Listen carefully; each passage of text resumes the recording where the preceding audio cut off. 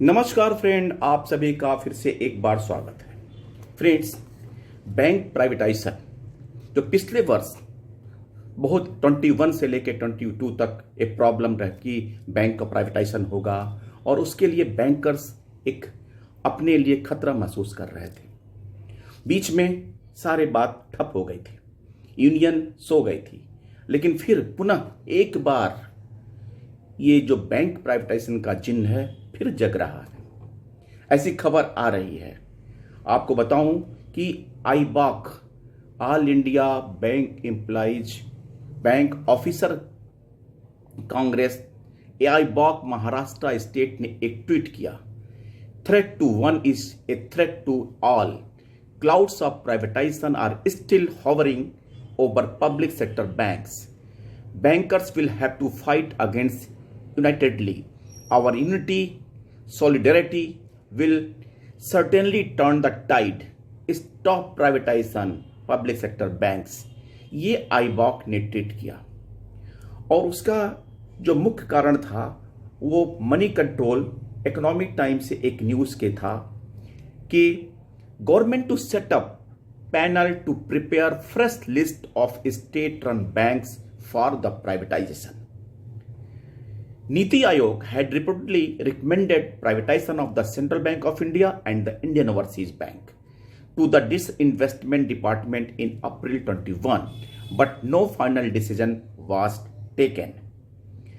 Now, the government may set up a panel to prepare a fresh list of public sector banks that can be privatized and also revisit its bank privatization strategy after state-owned lenders turned profitable and several rounds of the consolidation reduced their number, the Economic Times reported. Niti Aayog had reportedly recommended privatization of the Central Bank of India and the Indian Overseas Bank to the Disinvestment Department in April 21, but no final decision was taken. Friends, यहाँ पे बता दूं कि शुरुआत में कई बैंकों का नाम था, फिर उसके बाद जो फाइनली ये कभी गवर्नमेंट ने या नीति आयोग ने इस बात को कंफर्म नहीं किया कि सेंट्रल बैंक और इंडियन ओवरसीज बैंक का नाम फाइनल है प्राइवेटाइजेशन के लिए।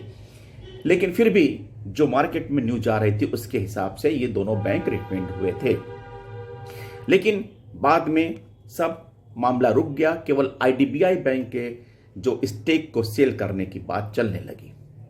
अब पुनः एक बात आ रही है, लेकिन मनी कंट्रोल ने जो इकोनॉमिक टाइम्स के न्यूज को पब्लिश किया है उसके बारे में उसने ये भी कहा है कि इस न्यूज को हम वेरीफाई नहीं करते, लेकिन एक डर, एक थ्रेट बैंकर्स के मन में, यूनियन के मन में आ गया है। लेकिन अब यहां पे दो बातें हैं। एक हमारे ट्वीट करके एक ट्विटर पे एक मैसेज आया, once again the biggest non political supervisory cadre in banking industry AIBOC has to hit the streets with bank बचाओ देश बचाओ as privatization will ruin the socio economic fabric of the nation. 97% PMZY account with PSBs, 98% PMSBY with PSBs, 98% PMJJY with PSBs, 80% PMFBY with PSBs, 95% PMGKY with PSBs, 90% GECL with PSBs, 98% PM Svanidhi with PSBs.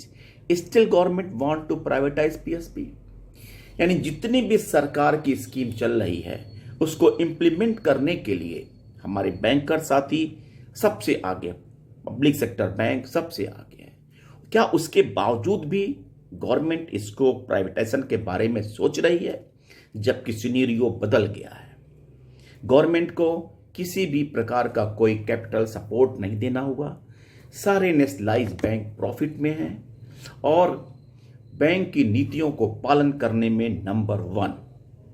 क्या इसके बाद government ये सोच सकती है कि public sector bank को हम प्राइवेटाइज करें? शायद नहीं। इसलिए इसकी जरूरत पड़ रही है कि फिर से रिविजिट किया जाए और एक कमेटी इस बात को देखे, जांचे, परखे कि प्राइवेटाइजेशन करने लायक है अथवा नहीं। वैसे भी फ्रेंड्स, यहां पे क्लियर होना चाहिए कि 2024 के इलेक्शन के पहले गवर्नमेंट इस तरह की कोई नीति अथवा कोई पॉलिसी नहीं लाएगी बैंक प्राइवेटाइजेशन के बारे में। आपको कुछ पॉलिटिकल सिनेरियो के बारे में बता दूं कि कर्नाटका का हार के बाद मोदी सरकार ऐसा कभी नहीं करने जाएगी कि बैंक प्राइवेटाइजेशन करने के बारे में कोई ठोस कदम उठाएगी। 24 के इलेक्शन के बाद क्या सिनेरियो बनता है वो एक अलग मुद्दा होगा, और तभी बैंक प्राइवेटाइजेशन के बारे में अगर कुछ बात होती है तो आने वाली गवर्नमेंट सोचे या समझेगी। लेकिन फिलहाल मीडिया के न्यूज़ के और हमारे आईबॉक का ट्वीट के में हम इसलिए इसको आपसे शेयर करते हैं कि ये बातें मार्केट में आ रही हैं, लेकिन ऐसा नहीं लगता है कि गवर्नमेंट केवल कमेटी सेटअप करेगी लेकिन इसके आगे नहीं बढ़ेगी। So in my opinion there is no threat for the banks privatization in coming year. It may be possible या it may be for the after 24. Thank you friends. Namaskar.